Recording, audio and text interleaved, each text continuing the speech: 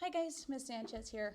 Just wanted to record a quick tutorial for you, something that you can do to help get you prepared for the earth art project that we're going to be doing at some point.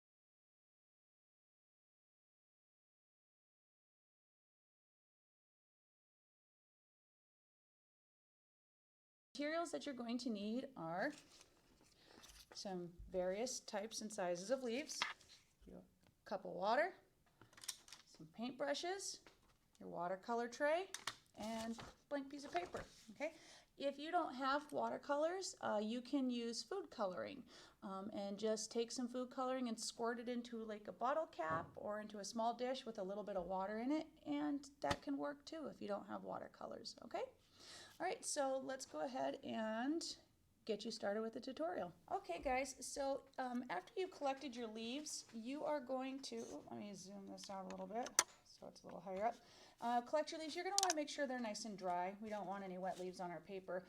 And all I want you to do is just grab a pencil, and I just want you to go ahead and outline the leaves in a very basic shape. Doesn't have to be anything too detailed.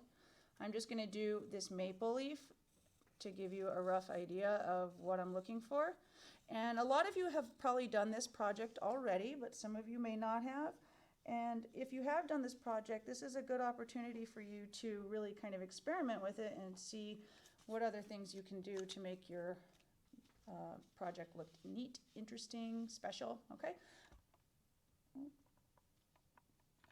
get this figured out.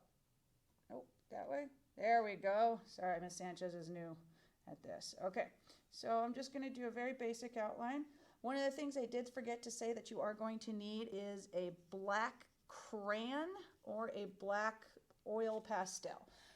Most of you probably don't have an oil pastel, but a black crayon will do just fine. Okay, so let me grab my black crayon. If I can find one really quick.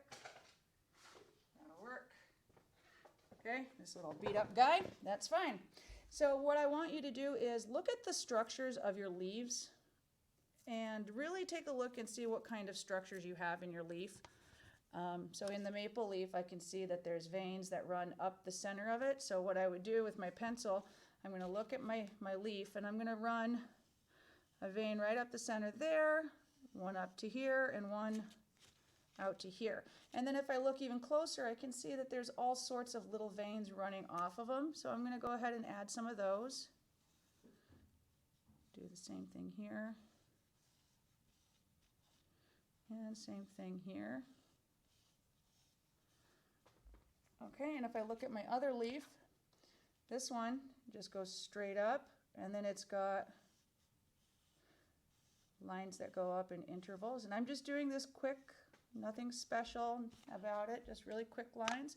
Now what I want you to do is go over your lines with your crayon, your black crayon. And honestly, it doesn't have to be black, but black stands out really well. It's high contrast, so that's why we want to use it, because we're going to be using really bright, vibrant colors to do, to fill our leaves, okay? So look, you can tell my leaves aren't perfect, my lines aren't perfect, and that's okay too. I'm pressing down pretty hard because I really, really want that wax in the crayon to stick onto the paper, because wax and water do not mix, okay? So I'm just going to quickly do my maple leaf.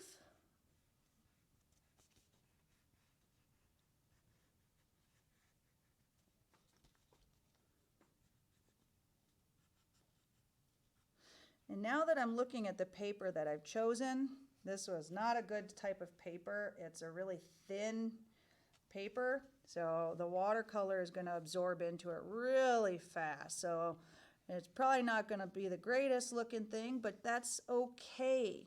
You know, we work with whatever materials you have around at home. You work with what you got. And when we come back to school, you can feel free to use the materials that Ms. Sanchez provides you, you know, the things I give you, and we'll, you know, really appreciate having those kind of watercolor paper, oil pastels, things like that. Okay, so I've got my cup of water here, and I've got my two paintbrushes, one that I want to put water down with and one that I can add color. So let's take a look. We'll do this leaf first. I'm going to get some water, and I'm just going to add some water right through here, get it kind of wet. Okay, then I'm going to take some purple and add some purple in there.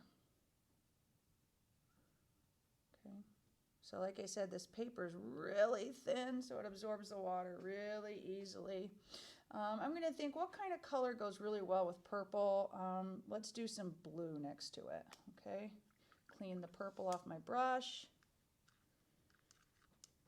Okay, now I want you to be thinking about what kind of colors are blue and purple.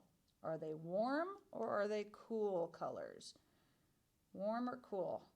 Does the color purple and blue make you feel warm and toasty inside, or does it make you feel kind of frigid?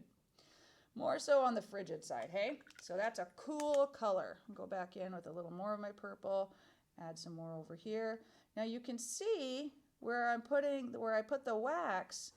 Is the color sticking to where the wax is? No, it's not sticking to it at all. It's actually kind of repelled by it. It doesn't like to go over where that wax is. So I'm going to continue, add some more blue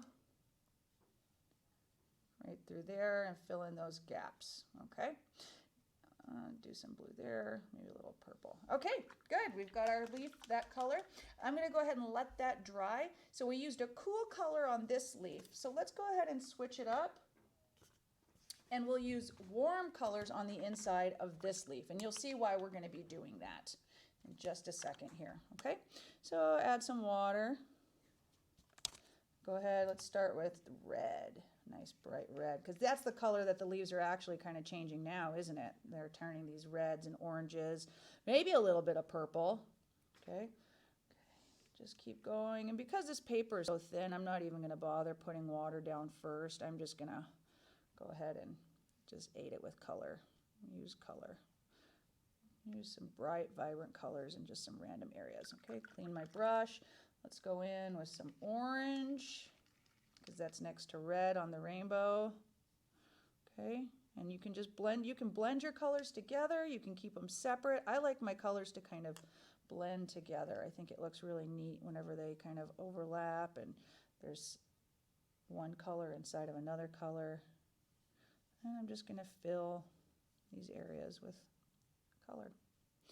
Okay, and what color would we do next? If we were sticking with warm colors, what color would you expect to see next? Yeah, yellow. Good, yellow. So let's go ahead and go in and get some yellow and fill in the rest of these areas. Okay.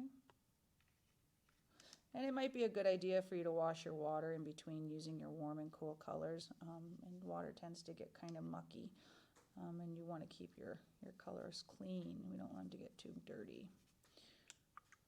And a little more yellow. Finish this off. Oh. And my colors aren't really bright on this paper. This isn't very good quality paper. Even printer paper probably would work better than this, but that's okay. So what we would want to do is let this dry for a little bit, because we used cool colors on the outside here.